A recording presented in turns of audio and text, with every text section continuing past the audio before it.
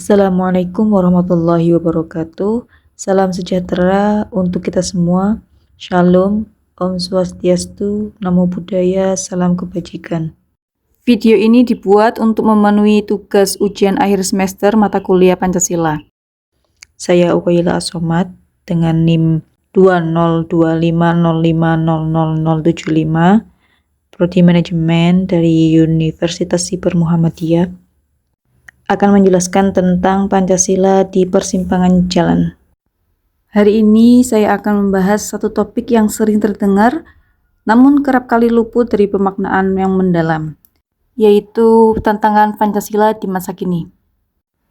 Banyak dari kita yang bertanya, masih relevankah ideologi yang dirumuskan puluhan tahun lalu ini untuk menghadapi problematika di tahun 2026? Jawaban singkatnya, bukan hanya relevan, tapi justru semakin krusial. Pancasila bukan sekedar pajangan di dinding kantor atau sekolah, melainkan sebuah sistem nilai yang dirancang untuk menjadi filter sekaligus kompas bagi Indonesia dalam menghadapi arus perubahan dunia yang begitu cepat. Pancasila adalah living ideology atau ideologi yang hidup. Bukan artefak statis, melainkan kompas moral yang adaptif terhadap perkembangan zaman. Fungsi utama Pancasila sendiri adalah sebagai fondasi persatuan, panduan etika berbangsa, dan filter terhadap ideologi asing yang tidak sesuai. Mengapa kita perlu membahas ini? Karena dunia hari ini tidak lagi mengenal batas. Informasi mengalir tanpa sekat dan nilai-nilai baru dari luar masuk dengan sangat mudah. Disinilah Pancasila diuji. Apakah kita akan menjadi bangsa yang kehilangan jati diri karena terbawa arus? Atau kita mampu menyaring nilai-nilai tersebut dengan fondasi budaya kita sendiri? Pancasila sebenarnya adalah sistem operasi bagi bangsa Indonesia. Jika sistem operasinya tidak diperbarui dengan pemahaman yang tepat sesuai zaman, maka kita akan tertinggal atau bahkan mengalami disfungsi sosial. Ada 3 tantangan utama bagi Pancasila di masa kini. Yang pertama, digitalisasi dan algoritma. Yang kedua, kesenjangan ekonomi, dan yang ketiga adalah ideologi ekstrim. Kita masuk ke tantangan yang pertama, yaitu ruang digital. Media sosial hari ini menjadi medan tempur ideologi. Algoritma cenderung mengelompokkan kita hanya ke dalam gelembung yang hanya berisi informasi yang kita sukai. Dampaknya seperti apa? Dampaknya adalah toleransi menurun dan polarisasi meningkat. Sila ketiga dari Pancasila, yaitu Persatuan Indonesia, kini menghadapi ujian berat di dunia maya. Kita melihat bagaimana hoaks dan ujaran kebencian digunakan sebagai alat untuk memecah belah. Tantangan bagi kita adalah bagaimana mengedepankan etika komunikasi digital yang berlandaskan nilai-nilai Pancasila. Kita harus bijak, kritis, dan menghormati perbedaan pendapat. Solusi yang bisa ditawarkan untuk menghadapi tantangan era digital seperti algoritma yang cenderung memperkuat bias dan fanatisme kelompok, kemudian hoaks dan ujaran kebencian.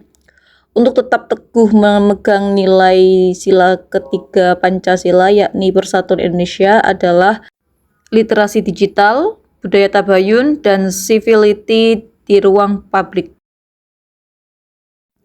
Literasi digital adalah kecakapan menggunakan teknologi informasi dan komunikasi untuk menemukan, mengevaluasi, menggunakan, membuat, dan mengomunikasikan informasi dengan bijak, cermat, dan bertanggung jawab. Kemudian tabayun. Tabayun secara bahasa berarti mencari kejelasan atau mencari fakta tentang suatu hal hingga jelas dan benar keadaannya. Secara istilah, tabayun adalah sikap meneliti, menyeleksi, dan memverifikasi suatu informasi agar tidak tergesa-gesa dalam mengambil kesimpulan. Solusi yang ketiga adalah civility di ruang publik. Civility di ruang publik adalah sikap saling menghargai, sopan santun, dan kepedulian yang diterapkan seseorang saat berinteraksi di lingkungan sosial atau tempat terbuka bersama banyak orang. Selanjutnya, mari bicara mengenai sila kelima, keadilan sosial bagi seluruh rakyat Indonesia. Di tengah pesatnya perkembangan teknologi dan ekonomi global, tantangan kita adalah memastikan bahwa kemajuan ini bersifat inklusif. Kita sering melihat disparitas ekonomi antara pusat dan daerah, atau antara kelompok masyarakat tertentu. Pancasila tidak menuntut kesamaan hasil, namun menuntut keadilan akses. Ketika kesenjangan melebar, disitulah stabilitas bangsa terancam. Oleh karena itu, penerapan sila kelima saat ini bukan hanya soal retorika kebijakan, melainkan soal bagaimana kita membangun ekosistem ekonomi yang memberi kesempatan yang sama bagi setiap warga negara untuk berkembang. Jadi, apa langkah konkret yang bisa kita ambil? Pertama, literasi kritis. Kita tidak bisa sekedar menerima informasi tanpa melakukan verifikasi. Yang kedua, inklusivitas. Kita harus berani berinteraksi di luar lingkaran sosial kita agar tidak terjebak dalam fanatisme sempit. Pancasila di masa kini adalah tentang bagaimana kita bertindak. Menjadi warga negara yang Pancasilais hari ini berarti menjadi individu yang sadar akan hak dan kewajibannya, serta memiliki rasa empati terhadap sesama yang terwujud dalam perbuatan nyata, bukan sekedar kata-kata. Sebagai kesimpulan, tantangan Pancasila saat ini adalah tantangan dalam mempraktikkan nilai-nilai lama dalam konteks yang baru. Kita tidak perlu mengganti Pancasila dengan ideologi lain. Yang perlu kita lakukan adalah memperbarui cara kita menerapkannya agar sesuai dengan tantangan zaman.